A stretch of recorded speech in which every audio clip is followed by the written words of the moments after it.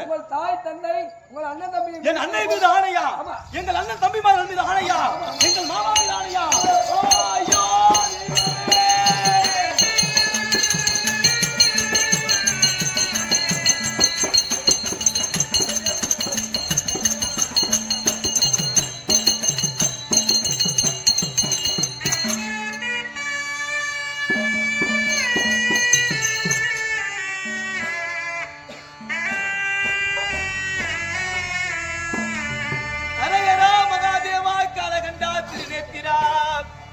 உன்னை நோக்கி நான் அரியனாகிய தவம் புரியக்கூடிய நேரத்திலே சிவமே ஆதிங்கரனை வேண்டி என் சிவமே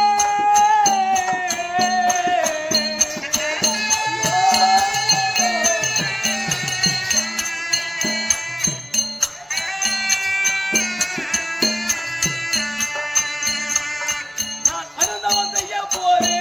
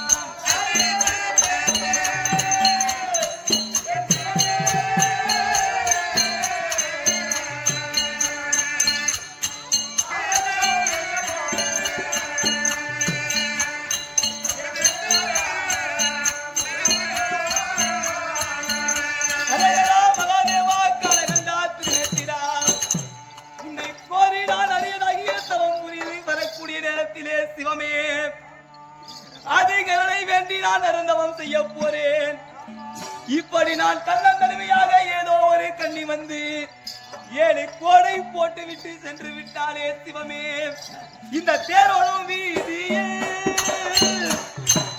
என் சிவமே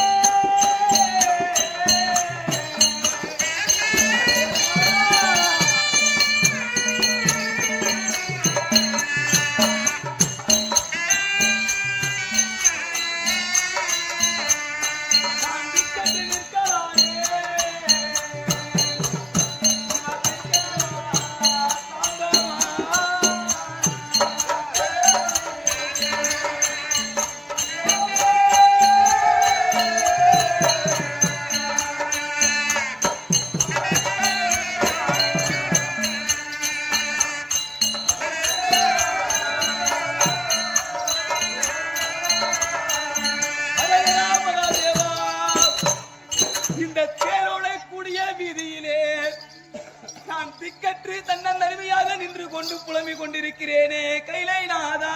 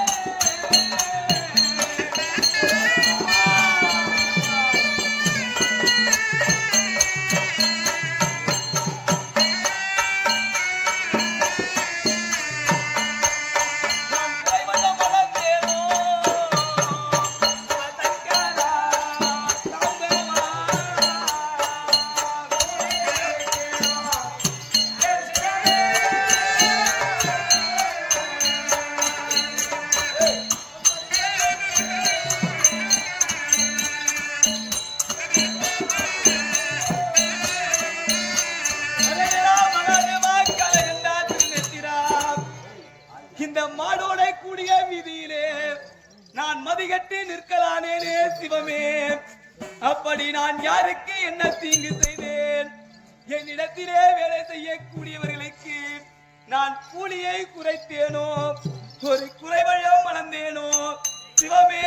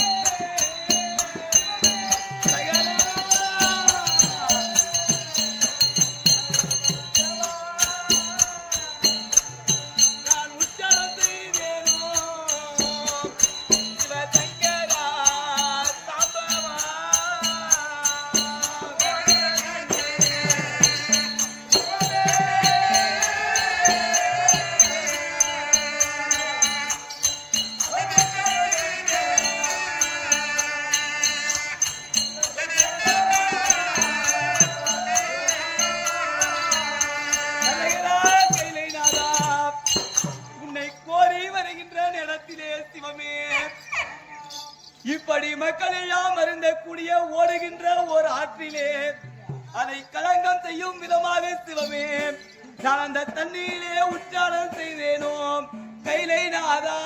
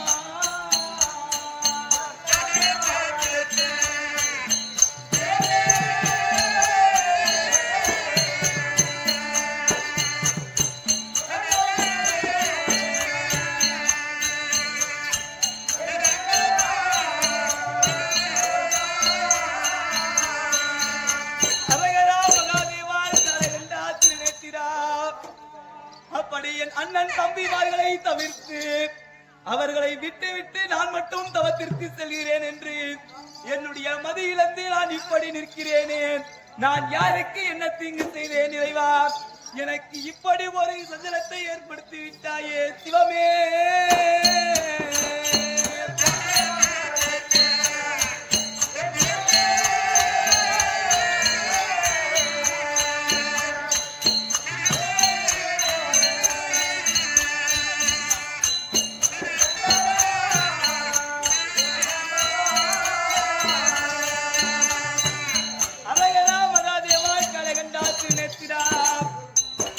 என்னுடைய அண்ணன் மீது கோபம் கொண்டு நான் வந்து விட்டேனோ, என் அன்னை ஆகிய குந்தியை மறந்து நான் வந்தேனோ? எனக்கு ஏன் இப்படி நேர வேண்டும்? உன்னை கோரி வருகின்ற நேரத்திலே எனக்கு இப்பேற்பட்ட சோதனையா? இந்த ஏழை கோடை தாண்டி நான் செல்வதற்கு எனக்கு வழி இல்லையா? ஆஹா, எதற்காக இப்படி அழுது புலம்பிக் கொண்டிருக்க வேண்டும்? வடக்கே பார்க்கும் பொழுது காளியாகிய காளியம்மன் கோயில் தெரிகிறது. திக்கில்லாதவர்களுக்கு தெய்வமே துணை என்று சொல்வார்கள். ஆனால் பாட்டியாகிய வத்திரகாளியை நினைத்ததே உண்டானால் இதற்கு ஒரு வழி கிடைக்கும்.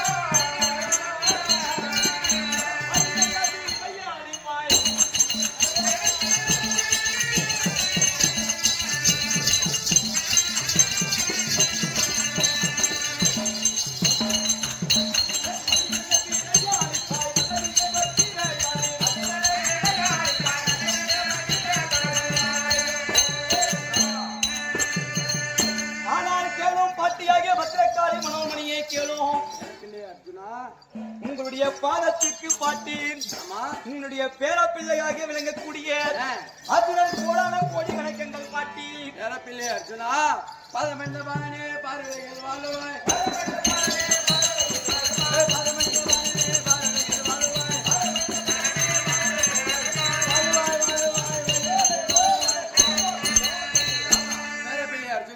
பாட்டி பாதத்தை படித்தபடியால் ஆமா இந்த கடல் சூழ்ந்த உலகத்தில் என்று சுகம் பெற்று வாழ்ந்திருப்பார். அப்படியா பாட்டி? பேரப்பிள்ளை அர்ஜுனா பாட்டி இன்று தினம் உன்னோட ஒரு வார்த்தை. அப்படியா? என் தம்பி அர்ஜுனரே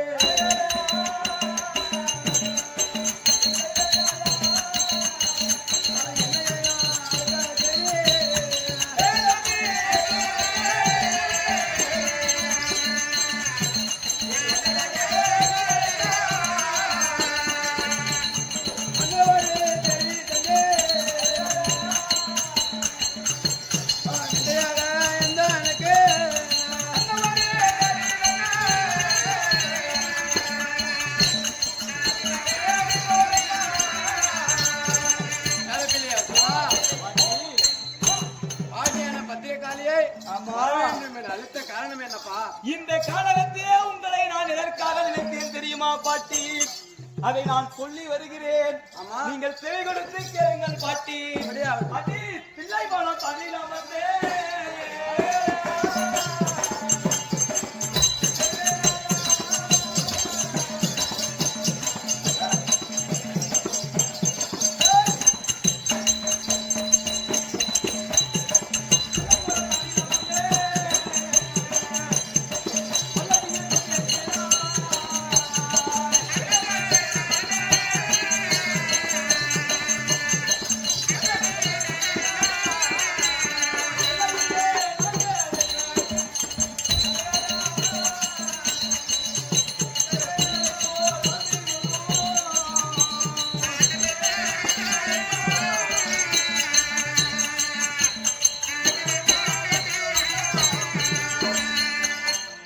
கேளுங்களே பாட்டியாகிய பத்திரகாளி மனோன்மணியை கேளும். எல்லையிலே நாங்கள் உள்ளதை போல் வாழ்ந்து வந்தோம். கொல்ல வந்த ராட்சதர்களை எல்லாம் புத்தி கொலை செய்தோம் அம்மா. பாண்டு மகாராஜனுக்கும் குந்தி அம்மாவுக்கும் பிள்ளையாக நாங்கள் பிறந்தது கானகம். கானகத்திலே பிறந்து என்னுடைய தந்தையாகிய பாண்டு மகாராஜர் காலமான பிறகு எங்கள் ஐவ ராஜாக்களையும் விதிர பெருமான் எங்களுடைய சிறிய தந்தை நாட்டிற்கு அழைத்து சென்றார்.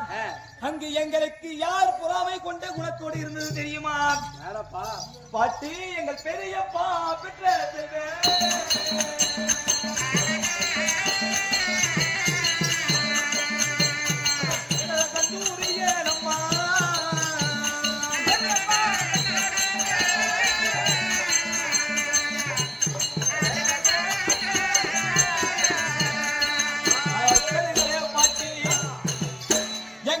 பெரியப்பா பிள்ளையாகிய துரியோதனன்.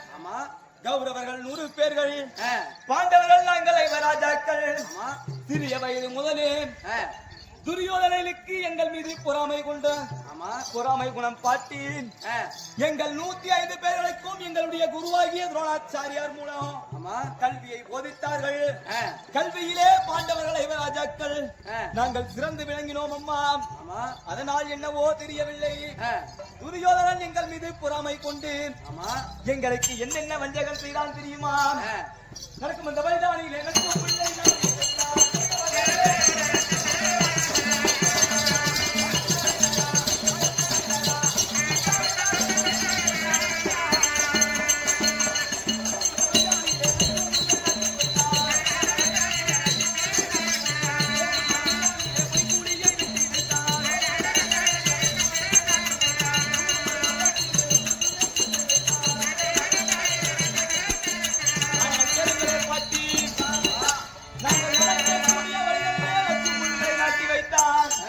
நாங்கள் போகக்கூடிய வழிதனிலே பொய் குடிகளை வெட்டி வைத்தான். நாங்கள் படுக்கக்கூடிய பாய்களிலே பாம்புகளை பொருட்டிக் கொள்ள பார்த்தான். இதையெல்லாம் கூட பொறுத்துக் கொள்வோம் பாட்டி. நாங்கள் சாப்பிடக்கூடிய ஒருவேளை சாப்பாட்டிலே விஷத்தை வைத்து கொள்ள பார்த்தான் பாட்டி. இதற்கெல்லாம் தப்பித்தோம் எங்களுடைய மாமாவாகிய ஆயனுடைய கிருபையினாலே இதற்கெல்லாம் தப்பித்தோம். ஆமா இப்படி தப்பித்து எங்களுக்கோ வாலிப பருவம் வந்து விட்டது. இந்த அஸ்தினாபுரத்தை ஆள வேண்டுமேயானால் ஆமா பெரியப்பா பிள்ளை துரியோதனன் இருக்கிறார், சிற்றப்பா பிள்ளை எங்கள் அண்ணன் தர்மராஜா இருக்கிறார்.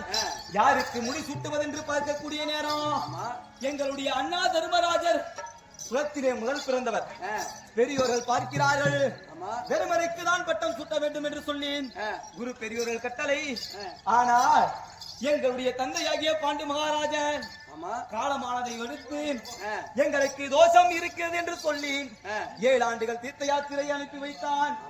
அப்படி நாங்கள் தீர்த்த யாத்திரை சென்று 7 ஆண்டுகள் முடித்துவிட்டு வரும் பொழுது அங்கும் எங்களுக்கு வஞ்சகம் செய்தான் பாட்டி. என்ன வஞ்சகம் செய்தான் தெரியுமா? அவன் அரக்கினால் அழுகை கட்டி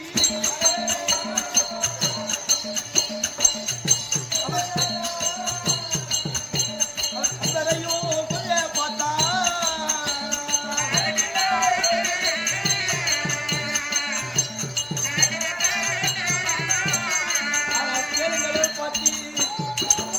அப்படி தீர்த்த யாத்திரை முடித்து நாங்கள் வரக்கூடிய வேளையிலே வாரணாவத கரையோரம் துரியோதனன் என்ன செய்தான் தெரியுமா? அதற்கினால் மாளிகை கட்டி எங்கள் 5 ராஜாக்களை தாய் குந்தியோடு புகழச் செய்து அங்கு தீட்டு கொள்ள பார்த்தான் பாட்டி. அங்கு எங்களுடைய அண்ணாவாகிய பீமசேனன எங்கள் 5 ராஜாக்களையும் பாஞ்சாலி எங்களுடைய தாய் குந்தியாகிய 7 பேரையும் தன்னுடைய தோள் மீது தூக்கி கொண்டு அங்கிருந்து தப்பித்து நாங்கள் இடும்பாவனம் வந்தோம். இடும்பாவனத்திலே இடும்பனை கொன்று எங்கள் அண்ணா பீமசேனன் மும்பளை கண்ணி என்று சொல்லக்கூடிய இடும்பியை மணந்தார். மணந்து பிறகு நாங்கள் நாட்டிற்கு வந்தோம் பாட்டி. அப்படி நாட்டிற்கு வந்து பங்குள்ள பிரகாரம் பாதி நாட்டை நாங்கள் கேட்கக்கூடிய நேரம் துரியோதனன் என்ன செய்தான் தெரியுமா? எங்களுக்கென்று தனியாக நாடை கொடுத்தார்கள். பிரதிபாகம் எங்களுடைய மூதாதியாகிய யயாதி ஆண்ட நாடு ஈச்சங்காடு சுண்ணாம்புக்கல் மேடு பாட்டி. அந்த நாட்டை எங்களுக்கு கொடுத்தார்கள். காட்டை நாடாக்கி நாட்டை நகரமாக்கி எங்கள் அண்ணா தருமர் அந்த நாட்டிற்கு எங்கு பார்த்தாலும் சுண்ணாம்புக்கல் மேடு ஈச்சங்காடு இதை வைத்து நாங்கள் எப்படி நாடாள்வது என்று பார்க்கக்கூடிய நேரம் நான் பிறந்ததோ தேவேந்திரனுடைய அம்சம். என்னுடைய தந்தையாகிய தேவேந்திர மன்னனை அழைத்து அந்த நாட்டை சுண்ணாம்புக்கல் மேட்டை நாட்டை நாடாக்கி நாட்டை நகரமாக்கி அந்த நாட்டிற்கு ஒரு பெயர் வைக்க வேண்டும். யார் பெயரை வைக்கலாம் என்று பார்க்கும் பொழுது எங்களுடைய தந்தையாகிய தேவேந்திரனுடைய பெயரை வைத்து இந்திரபிரஸ்தம் என்று சொல்லி அந்த இந்திரபிரஸ்தத்தை நாங்கள் நீதி நேர்மையுடனே ஆட்சி செய்து வந்தோம் பாட்டி. அப்பொழுதும் துரியோதனுடைய பொறாமை குணம் போகவில்லை பாட்டி. எங்களுடைய அண்ணா எங்களுடைய தந்தையாகிய பாண்டு மகாராஜனுக்கு அவர் இறந்து காலமாகி சொர்க்கலோகம் சேரவில்லை என்று சொல்லி நாரத மகாமுனிவர் சொல்ல அதற்கு நாங்கள் என்ன செய்ய வேண்டும் என்று சொல்லி கேட்க ராஜசு யாகம் செய்ய வேண்டும். அப்படி ராஜசு யாகத்தை செய்ததே உண்டானால் உங்களுடைய தந்தை சொர்க்கம் சேர்வார் என்று சொல்ல அதன் பிரகாரம் எங்களுடைய அண்ணா தர்மராஜர் இந்திர பிரசத்திலே ராஜசு யாக வேள்வியை செய்து எங்கள் அண்ணா சாம்ராஜ்ய பட்டத்தை வென்றார். இப்படி சாம்ராஜ்ய பட்டத்தை வென்ற உடனே துரியோதனுடைய பொறாமை குணம் இன்னும் அதிகமாகி எங்களுக்கு என்ன செய்தான் தெரியுமா? அவன் லக்கின குமாரனுக்கு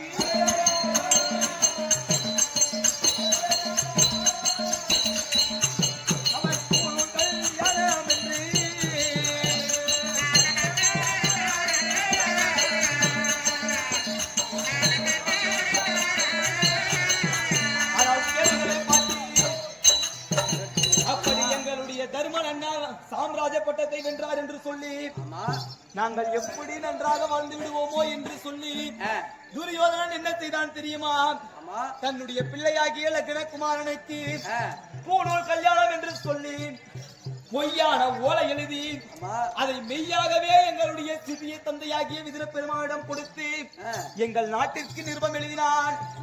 ஓலை எழுதினான் பாட்டி, பொய்யான ஓலை பாட்டி. ஆமா. அதில் என்ன எழுதியிருந்தது தெரியுமா?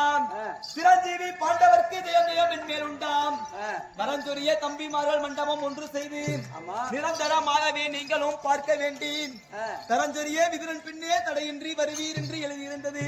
ஆமா. அப்படி எழுதி எங்களுடைய பெரிய தந்தையாகிய திருவிராட்டின மகாராஜர் ஆமா. அவருடைய கையெழுத்தை பார்த்த உடனே ஆ.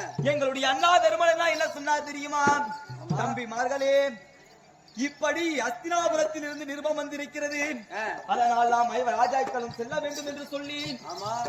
அப்படி எங்களுக்கு பொய்யோட எழுதி ஆ. அஸ்தினாபுரம் வரவழைத்தான். நாங்கள் ஐவராஜாக்களும் பாஞ்சாலியோடு அஸ்தினாபுரம் சென்றோம். ஆமா. அங்கு எங்களுக்கு என்ன செய்தான் தெரியுமா பாட்டி? ஆ. அவன் அத்தாகதாகவியாலே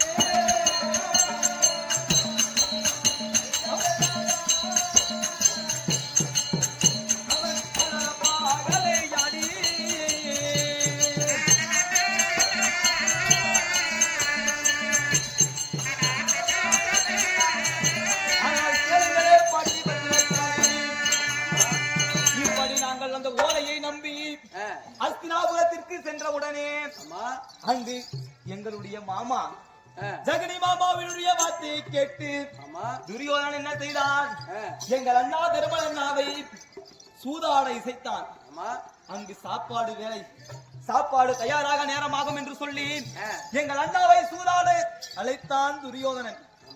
சூதாடுவது ஜோகி ஜங்குமால் கத்துக்குட்டி கவிப்பாடு என்று சொல்லக்கூடிய அவர்கள் விளையாடக்கூடியது. நாங்களோ அதாவது அரசர்கள், அரச குமாரர்கள் ஒருபோதும் சூது வாது செய்யக்கூடாது என்று சொல்லி எங்கள் அண்ணா எத்தனையோ முறை சொல்லி பார்த்தார். நாம் படிப்பதற்கு வேத நூல்கள் இருக்கிறது, இதை விட்டு நாம் ஏன் சூதாட வேண்டும் என்று சொல்ல இதையெல்லாம் கேட்காமல் எங்களுடைய அண்ணா தர்மன் சூதாட இசைந்தார். அப்படி அந்த சூதாட்டத்திலே முதல் ஆட்டத்திலே எங்களுக்கு வெற்றி. அந்த சூதாட்டத்திலே நாங்கள் எதை எதை இழந்தோம் தெரியுமா பாட்டி? பாட்டி, நாடு இழந்தோம், நாடு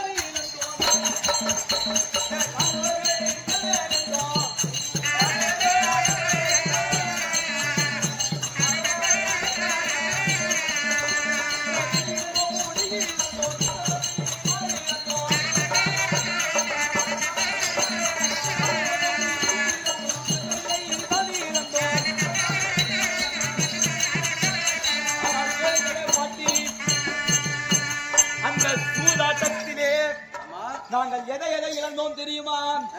நாடு இழந்தோம், நகர் இழந்தோம், எங்களுடைய உப்பு சட்டி உறவோடு கொடி இழந்தோம், முடி இழந்தோம், ஒற்ற தம்பி மாறி இழந்தோம். எங்களுடைய அண்ணா சூதாட்டத்திலே நாட்டை வைத்து ஆடினார், நகரத்தை வைத்து ஆடினார், எங்களுடைய படைகளை வைத்து ஆடினார், அண்ணன் தம்பி மார்களையும் வைத்து ஆடினார், எங்களுடைய இதையெல்லாம் வைத்து ஆடினார். இறுதியாக எங்களுடைய ஐவருக்கும் உரிய பாரியாகிய பத்தனி பாஞ்சாலியை அந்த ஆட்டத்திலே தோற்றோம். இப்படி அனைத்தையும் இழந்து துரியோதனாகப்பட்டவன் என்ன செய்தான் தெரியுமா? பாஞ்சாலியை அடிமை என்று சொல்லி அந்த 60ஆம் படி ஏற்றி நிறுத்தி மாலா துயிரிழத்தான். அந்த பட்டப்பகலிலே நட்ட நடுவிலே சட்ட சபையிலே எங்களுடைய ஐவராஜாக்களின் பத்தினியாகிய பாஞ்சாலியின் மானம் போகிறது. ஐவராஜாக்களும் கை கட்டி நெய் சோர்ந்த பார்வையாக நின்று கொண்டிருக்கிறோம் பாட்டி. எங்களால் எதுவும் செய்ய முடியவில்லை. ஏனென்றால் நாங்கள் எல்லாம் அடிமையாகி போய்விட்டோம். அன்று தினத்திலே பத்தனி பாஞ்சாலியுடைய மானம் போனது. எங்களுடைய மாமாவாகிய கண்ணபிரான் பாஞ்சாலிக்கு மாலா துயில் கொடுத்தார். இருந்தாலும் பாட்டி, சூதாடியது தர்மரண்ணா செய்த குற்றம் என்று சொல்லி குரு பெரியோர்கள் பார்த்து, தர்மா, சூதாடியது உன் குற்றம், அதனால் 12 வருடம் வனவாசம், 12 வருடம் வனவாசம், ஓராண்டு அக்ஞாதவாசம் கழித்து வந்தார். பங்குள்ள பிரகாரம் பாதுகாட்டை நீங்கள் பெறலாம் என்று சொல்லக்கூடிய நேரம் நாங்கள் அப்படியே கட்டளையை சிறமேல் ஏற்றுக்கொண்டு கானகத்திற்கு வந்தோம் பாட்டி. அப்படி கானகத்திற்கு வரக்கூடிய வேளையிலே காய்கனிகளை உண்ண வேண்டும், 3 கல் மூட்டி அடுப்பிலே சாதம் செய்து சாப்பிடக் கூடாது என்று சொல்லி எங்களுக்கு கட்டளை. நாங்கள் உண்ணுவதோ காய்கனிகள், படுக்குவதோ பாறைகள், எங்களுக்கு தலைகாணையோ வட்டப்பாறை இப்படியாக எங்களுடைய காலத்தை கழித்து வருகின்ற நேரம் 9 வனம் முடித்து 10வது பாலைவனத்திலே நாங்கள் வந்து கால் வைக்கக்கூடிய நேரம். எங்கு பார்த்தாலும் மணல் பாங்கான நிலம். இந்த நிலத்திலே நாங்கள் எப்படி ஓராண்டு காலம் உயிர் வாழ்வது என்று சொல்லி எங்களுடைய மாமாவாகிய கண்ணபிரானை தியானம் செய்தோம். அப்படி தியானம் செய்யக்கூடிய நேரத்திலே அங்கு வந்தது யார் தெரியுமா? எங்களுடைய தாத்தாவாகிய வியாசர் வந்தார். வியாச பெருமானை வணங்கி நாங்கள் கேட்டோம், தாத்தா இந்த 13 ஆண்டுகள் நாங்கள் கழித்து சென்றால் எங்களுக்கு பங்குள்ள பிரகாரம் பாதி நாட்டை கொடுப்பானா துரியோதனன் என்று கேட்க எங்களுடைய தாத்தா சொல்கிறார், ஐவ ராஜாக்களே, நீங்கள் 13 என்ன மீண்டும் 13 கழித்து சென்றாலும் துரியோதன நாட்டை கொடுக்க மாட்டான். நீங்கள் இந்த காலகத்திலே வனவாசம் முடித்து வந்தால் உங்களை கொள்வதற்காக, அதாவது சூதாலின் அந்த நாட்டை வாதி என்று சொல்லக்கூடிய சண்டையில் போர் முனையிலே பெற்றுக் கொள்ளட்டும் என்று சொல்லி துரியோதனன் ஆயுதங்களை தயார் செய்து கொண்டிருக்கிறார் என்று சொல்ல, அதற்கு நாங்கள் என்ன செய்ய வேண்டும் என்று கேட்க தாத்தா சொல்கிறார், அவருடைய ஆயுதம் அதிகமாக இருக்கிறது. அதனால் நீங்கள் 5 ஒருவர் சென்று ஆண்டியாக வேடம் பூண்டு சிவபெருமானை கோரி தவம் இருந்து சிவபெருமானுடைய கையிலே இருக்கக்கூடிய பாசுபத கணையும் விளாகம் என்று சொல்லக்கூடிய வில்லையும் பெற்று வந்தால் நிச்சயம் கௌரவர்களை வெல்லலாம் என்று சொல்ல, அப்படியே எங்களுடைய தர்மனண்ணா நான் சென்று வருகிறேன் என்று சொல்ல, தர்மனண்ணா சாம்ராஜ்ய பட்டம் என்று இருக்கிறார், அவர் தவம் செய்ய முடியாது என்று சொல்ல எங்களுடைய பீமனண்ணா சென்று கேட்கிறார், தாத்தா நான் சென்று வருகிறேன் என்று. அவரோ நீ கோபத்தில் சிறந்தவர், இப்படி கோபம் செய்வாய், கோபத்தோடு தவம் செய்வாய், ஈஸ்வரன் தவம் உனக்கு வரத்தை கொடுப்பார், ஆனால் கொடுக்கவில்லை என்றால் நீ கோபத்தில் ஏதாவது செய்து விடுவாய் என்று சொல்லி எங்களுடைய பீமனண்ணாவை தவிர்த்து விட்டு எங்களுடைய தம்பிமார்களாகிய நகர சகாதேவர்கள் கேட்கிறார்கள், தாத்தா நான் சென்று வருகிறேன் என்று சொல்ல, உங்களுக்கு தவம் செய்யக்கூடிய பக்குவம் பத்தாது என்று சொல்லி எங்களுடைய தம்பிமார்களை அனுப்பிவிட்டு இறுதியாக நான் சென்று கேட்கிறேன், தாத்தா நான் சென்று வருகிறேன் என்று சொல்ல, அர்ஜுனா நீ ஒருவனே தவத்திற்கு உரியவன் என்று சொல்ல, அப்படியே தாத்தாவை வணங்கி நான் தவத்திற்கு போகக்கூடிய நேரம் எங்களுடைய அண்ணா என்ன சொன்னார் தெரியுமா? பெண்ணாசை உடையோன் என்று சொல்லி என்னை ஏளனமாக பேசிய காரணத்தினாலே என் அண்ணன் மீது கோபம் கொண்டு ஒரே நோக்கத்தோடு நான் தவத்திற்கு வருகிறேன் பாட்டி. இப்படி தவத்திற்கு வரக்கூடிய நேரத்திலே ஒவ்வொரு வனத்தை கடந்து வருகின்ற நேரம் நான் இப்படி வந்து ஒவ்வொரு வனத்திலே என்னை யாரோ வழிமறித்தார்கள். அதையெல்லாம் தாண்டி நான் இந்த 7வது வனத்திலே வந்தவுடனே என்ன நடந்தது தெரியுமா பாட்டி? ஏதோ ஒரு கண்ணி வந்து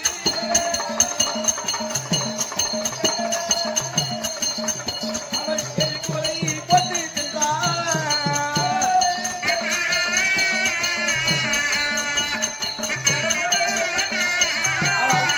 பாட்டி இந்த 7வது வனத்திலே நான் வந்து கால் வைத்த உடனே ஏதோ ஒரு கண்ணி வந்தால் என்னை வழிமறைத்து வாருங்கள் சேருங்கள் என்று சொன்னார். நான் செல்வதோ சிவபெருமானை கோரி என்று சொன்ன உடனே இங்கு 7 கோலை போட்டு விட்டு என்னை 7 கன்னிமார்களை காவலுக்கு வைத்து விட்டு அரண்மனை தானும் சென்று அலங்காரமாய் வருகிறேன் என்று சொல்லி காணாமல் போய்விட்டால் பாட்டி. இந்த கோட்டை தாண்டி நான் அப்புறம் செல்ல வேண்டும்.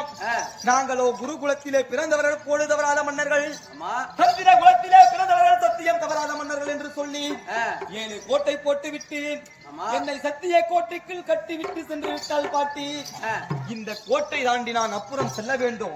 சிவபெருமானை கோரி தவத்திற்கு செல்ல வேண்டும். தவத்திற்கு சென்று வரத்தை வாங்க வேண்டும். எங்களுடைய பகையாளியை வெல்ல வேண்டும் பாட்டி. இந்த கோட்டை தாண்டி அப்புறம் செல்ல நீங்கள் தான் எனக்கு அருள் புரிய வேண்டும் பாட்டி. அதற்காகத்தான் உங்களை நினைத்தேன். நான் இவ்வளவு சொன்னீங்க தூங்கிட்டே பாட்டி. சொல்லுங்க பாட்டி. என்னுடைய கஷ்டத்தை புரிந்து கொள்ளுங்கள் பாட்டி. அர்ஜுனா, இந்த 7 கோணை தாண்டி செல்ல வேண்டும் என்றால் என் உருவம் உனக்கு கொடுக்கிறேன், உன் உருவம் நான் எடுத்தேன். அப்படி எல்லாம் 7 கோணை தாண்டி செல்லலாம். ஏப்பா இல்ல எங்க பாட்டி சொல்லுது என் உருவத்தை உனக்கு கொடுக்கறோம் உன் உருவத்தை நான் எடுத்துக்கிறேன் ஆமா. போன்னு சொல்றியே பாட்டி ஆ. நான் வரக்கூடிய ஒவ்வொரு மனத்திலும் பாட்டி அர்ஜுனனோ 12 அழகு படைத்தவன் ஆமா. என்னுடைய அழகை பார்த்து ஆ. யார் யாரோ வந்து வழிமறைத்தார்கள் ஆ. என்னை கற்பழிக்க நேரிட்டார்கள் பாட்டி ஆ. அப்படி இருக்கும் பொழுது நான் ஆணாக இருக்கும் பொழுதே இப்படி மோகித்து வருகிறார்களே நான் ஒரு பெண்ணாக மாறி சென்றால் இந்த வனத்திலே எனக்கு ஏது பாட்டி பாதுகாப்பு இது என்னை கற்பழித்து விட மாட்டார்களா இந்த பாட்டி? வனமாகப்பட்டது பெண்கள் வாழும் வனம், எந்த தீங்கும் வராது. பெண்கள் வாழக்கூடிய வனமா? வனம், ஆமாப்பா. இது தெரியாமல் நின்று விட்டேன் பாட்டி. அதனால் ஆ. உங்களுடைய உருவத்தை உனக்கு கொடுக்கிறேன். அப்படியா? சென்று வாருங்கள் பாட்டி.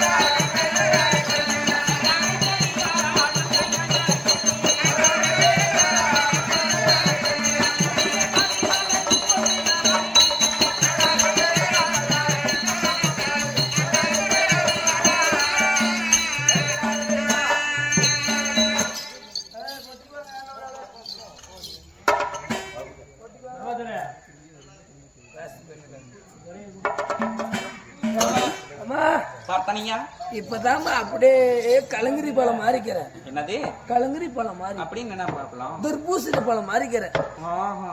அப்படியே பல தர்பூசணி பழம் வெட்டினா எப்படி மினுமினுக்குது அந்த மாறிக்கிறேன். ஓ, பார்த்த உடனே வருவாரா? கண்டிப்பா வருவார். எனக்கு திருமணம் செய்து கொண்டு செல்வாரா? கண்டிப்பா திருமணம் செய்வாரு. உனக்கு அவனுக்கு ஏத்த கணவர் நீதான். இல்ல அவர் உனக்கு ஏத்த கணவர் அவர்தான். ஏன்டா உளர்ற? என்ன பண்றதுமா உலர மாதிரி ஆயிப்போச்சு. சரி வா பார்க்கலாம். பாரு பாரு பாரு.